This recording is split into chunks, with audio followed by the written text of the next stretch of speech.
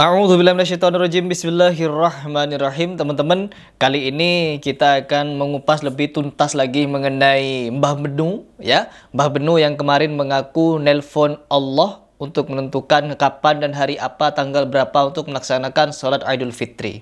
Dan di situ beliau bukan hanya sekedar memberikan pernyataan kalau dia itu sudah menelpon Allah perihal perkara sholat Idul Fitri itu, tetapi dia mengatakan marilah kita di Indonesia ini tidak perlu gontok-gontokan untuk berbeda faham atau berbeda keyakinan perkara puasa dan lain sebagainya ini. Dan di sini teman-teman, saya pribadi sebagai orang yang selama ini meneliti, ya, mencari informasi mengenai aliran-aliran sesat yang ada di Indonesia. Baru kali ini saya melihat aliran-aliran yang aneh nyeleneh seperti ini. MUI diam, tidak memberikan komentar, ya, malah dijaga oleh Banser. Padahal ketika Panji Gumilang, ini Panji Gumilang nih, perihal apa namanya tuh, tafassahu fil majalis, yang dimana saf sholat mereka itu renggang-renggang, itu jadi permasalahan nasional, teman-teman. Ya, sampai-sampai banyak bantahan mengenai perkara tersebut, teman-teman. Dan sekarang ketika Mbah Benu ini viral, belum ada tanggapan sama sekali dari MUI, Kementerian Agama atau apapun itu.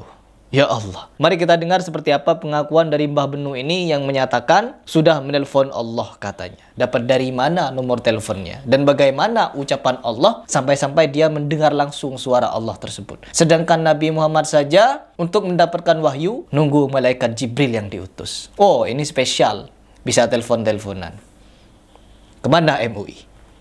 Saya tidak pakai perhitungan. Saya telepon langsung kepada Allah Ta'ala. Ya Allah.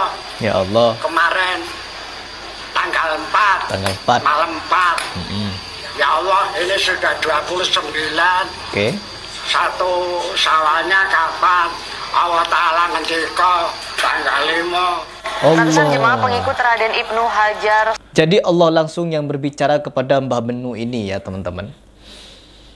Allahu Akbar. Kadang kita melihat fenomena-fenomena seperti ini tuh geli, ya. Geli. Dimana orang yang seperti ini mengaku-ngaku berbicara dengan Allah, mendengar wahyu dari Allah langsung. Bahkan sampai nelpon dan didengar langsung oleh dia suara Allah. Kemarin saja ketika saya membahas siapa namanya Buya Uci, saya membahas pernyataan Buya Uci yang dimana dia bercerita tentang siapa? Syekh Abdul Qadir Al-Jailani yang merogoh sukmo, entah merogoh sukmo atau bagaimana. Intinya Syekh Abdul Qadir Al-Jailani itu masuk ke dalam kuburan dan di alam kubur berbicara dengan siapa? Dengan Mungkar Nakir. Ya, ini Syekh Abdul Qadir Al-Jailani nih. Ya, cerita tentang Syekh Abdul Qadir Al-Jailani masih saya tentang, teman-teman. Ketika dia berbicara dengan malaikat Mungkar Nakir, ketika hendak mau memukul, gadahnya diambil oleh Syekh Abdul Qadir Al-Jailani dan bilang, sampaikan kepada Allah, ini muridku, jangan lihat muridku, lihat aku gurunya, katanya. Terus Mungkar Nakir pergi ke Allah, teman-teman, dan mengadukan kepada Allah apa yang disampaikan oleh siapa namanya? Oleh Syekh Abdul Qadir Al-Jailani. Dan Syekh Abdul Qadir Al-Jailani mendengar suara Allah, siksa. Jadi Syekh Abdul Qadir Al-Jailani ketika mendengar kalimat siksa dari Allah,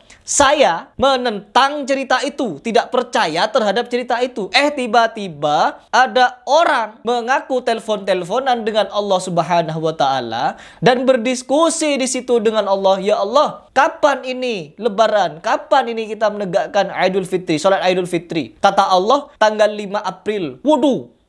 Mulai kapan Allah Subhanahu wa Ta'ala bicara langsung dengan hambanya? Ini sesuatu yang aneh nyeleneh. Ini sesat. Kalau tidak mau menyatakan ini sesat, dari mana kita bisa tahu kalau dia berkomunikasi dengan Allah? Mendengar suara Allah. Ilham, bisikan. Ada malaikat Jibril turun ke dia. Dia jelas sendiri, teman-teman, ngomong ke Allah. Dan Allah menjawab omongan dia. Secara langsung dia dengar. Akhirnya apa? Dia melaksanakan sholat Idul Fitri pada hari kemarin. Na'udzubillah min dzalik. Allah bilang tanggal 5 April. Coba kita simak lagi. Seperti apa pernyataannya? Ya Allah, geli saya ya sebenarnya. Saya tidak pakai perhitungan. Tuh. Saya telepon langsung kepada Allah Ta'ala. Ya Allah, kemarin tanggal 4, malam 4. Malam 4. Ya Allah, ini sudah 29. Ngeri. Satu Syawalnya kapan? Ya Allah. Allah Ta'ala ngendika tanggal 5. Ratusan jemaah pengikut Raden Ibnu Hajar Soleh Pranolo atau yang dikenal Mbah Benu mengikuti sholat Idul Fitri di sejumlah tempat di Gunung Kidul daerah istimewa Yogyakarta. Di antaranya di kediaman pimpinan jemaah Masjid Aulia di Kapanewon, Panggang. Mbah Benu sendiri yang bertindak sebagai imam dan khotib, dalam khotbahnya Mbah Benu mengajak jemaahnya menjaga persatuan dan kesatuan meski berbeda dalam perayaan Idul Fitri. Usai sholat Id, kemudian digelar halal bihalal antar jemaah. Jemaah Masjid Aulia juga telah mengawali 1 Ramadan 1445 Hijriah pada 7 Maret lalu atau 4 hari lebih awal dari penetapan pemerintah Indonesia. Ngeri teman-teman. Aduh, ya Allah, ya Allah. Di Indonesia ini gak ada putus-putusnya aliran-aliran aneh nyeleneh. Selalu bermunculan. Karena apa? Masyarakatnya banyak yang awam dan banyak yang mudah dibodoh-bodohi. Banyak mudah percaya. Jangankan kepada Mbah Benu. Ya, yang jelas-jelas Mbah Benu ini waras yang mungkin hanya pikun, teman-teman. Kepada siapa namanya itu? Kemarin yang heboh itu naik macan putih. Siapa dah lupa itu. Joko Kendil. Nah, kepada Joko Kendil saja banyak yang percaya. Sampai datang ke Joko Kendil, minta tangannya Joko Kendil tuh dicelup-celupin ke air berkah, teman-teman. Allah. Ya Allah, ya Allah. Indonesia. Kebanyakan orang-orang kita ini sangat mudah untuk dibodoh-bodohi. Dan apabila ada orang-orang yang mengajak kita untuk berpikir cerdas, berpikir kritis, berpikir logis, malah dituduh Wahabi. Wahabi si paling salah dan mereka si paling benar, si paling lurus. Allah. Ya udah teman-teman, mungkin itu yang ingin saya sampaikan, teman-teman. Intinya ini, kalau menurut saya ini adalah aliran yang aneh jeleneh, arahnya kepada sesat dan menyesatkan, yang dimana dia mengaku mendapatkan bisikan dari Allah Subhanahu wa taala. Bahkan Nabi Muhammad pun tidak seenak dia untuk meminta ngobrol dengan Allah, berbisik-bisik dengan Allah. Sudah sama dengan Nabi Musa orang ini. Sudah menyetarakan dirinya dengan Nabi Musa, di mana Nabi Musa yang bisa bercakap-cakap langsung dengan Allah Subhanahu wa taala. Na'udzubillah min dzalik. Manusia akhir zaman. Anies Baswedan, Imam Mahdi. Nah, ini mungkin nabi ini. Mungkin ini nabi. Allahu Akbar. Astagfirullahaladzim.